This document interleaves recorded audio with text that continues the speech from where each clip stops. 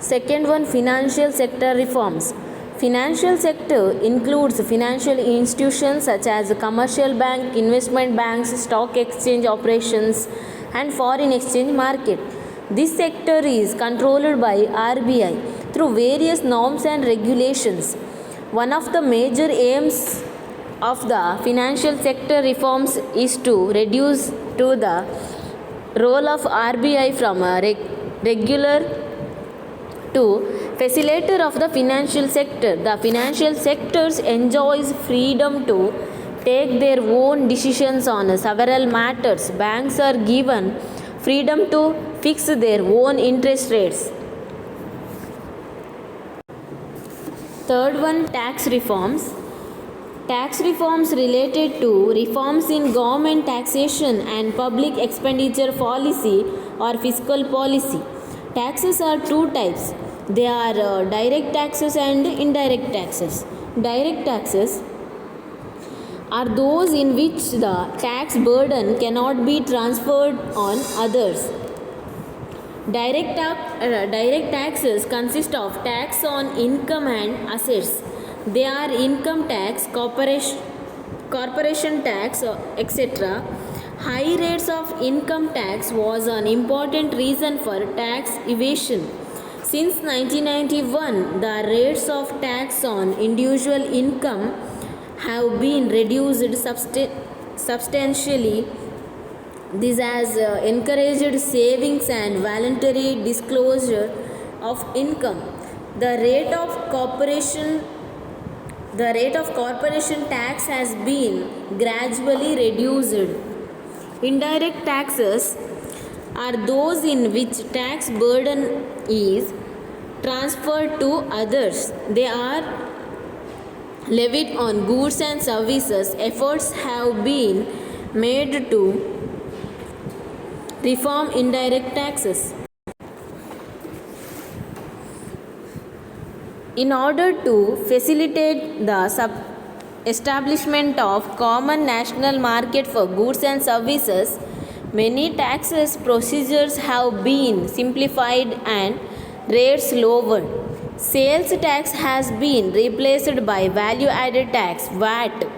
VAT is going to be replaced by goods and services tax GST. Fourth one, foreign exchange reforms. The deliberate reduction of the value of rupee against foreign currencies is called devaluation of rupee. Devaluation reduces the prices of exports and at the same time it increases the price of imports. These increases exports and reduces imports in 1991 as an immediate measure to resolve the balance of payments crisis. The rupee was devalued against foreign currencies. These led to increase in exports and inflow of foreign exchange. The government control on the determination of rupee value in the foreign exchange market is liberalized. Fifth one, reforms in trade and investment. Tax on imports is one type of trade barriers. If the government could place a limit on the number of goods that can be imported, this is known as quotas. This is another type of barrier. Governments can use trade barriers to increase or decrease foreign trade. Since independence, Indian government had put barriers on foreign trade and foreign investment. This was considered as necessary to protect our procedures from foreign competition. Second one, privatization. Privatization refer to transfer of ownership or management of public enterprises to private people.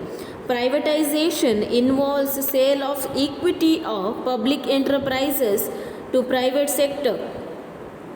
and transfer of ownership of public enterprises to private sector. This is done to improve financial discipline, raise the productive efficiency of the enterprises, facilitate modernization, and improve the performance of PSUs, public sector undertakings. It also attracts FDI, foreign direct investment. Third one, globalization. Globalization means opening up of the country's economy for the world market. It simply means greater integration between different economies of the world. Integration of production and integration of market is a key idea behind understanding the process of globalization.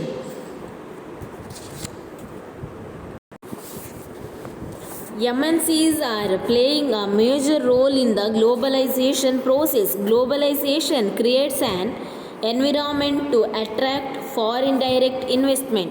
Some scholars argue that FDI not only brings capital but also brings technical expertise and access to foreign markets, creating new employment opportunities. Others are of the opinion that FDI often destroys the local competitors, quashing the ambitions of small industries. Even in soft drinks and ice creams, MNCs have destroyed the local brands. Next one, WTO, World Trade Organization. The reforms in India were supported by some powerful international organizations such as IMF, World Bank, and WTO. These organizations say that all barriers to foreign trade and investment are harmful. There should be no barriers. Trade among countries should be free. WTO came into the existence on 1st January 1995. Its main aim is to liberalize international trade. It is a successor of General Agreement on Tariff and Trade, GATT, GATT, GATT.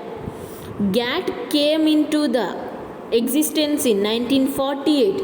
It is a multilateral trade agreement. It is an agreement related to trade in goods. It provides equal opportunities for all countries in international trade. As a watchdog of international trade, WTO expects to reduce trade restrictions, enlarge trade of services, ensure optimum utilization of world resources, and protect environment. It establishes rules regarding international trade. India is the founder member of WTO. The government of India has taken several steps to implement the agreements. India has initiated the process of liberalization and globalization of economy. Tariff rates have been reduced and quantitative restrictions on imports are removed. Some scholars point out that WTO rules have forced the developing countries to remove trade barriers, but the developed countries have unfairly retained such barriers. Globalization has led to an increase in foreign investment and foreign exchange reserves. The foreign investment, which includes foreign direct investment FDI and foreign institutional investment FII, have increased. On the other hand, the reforms processes have been widely criticized by not being able to address some of the basic problems facing our economy. They are: first one, employment.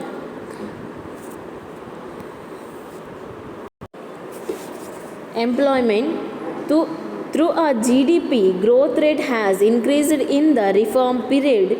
Scholars point out that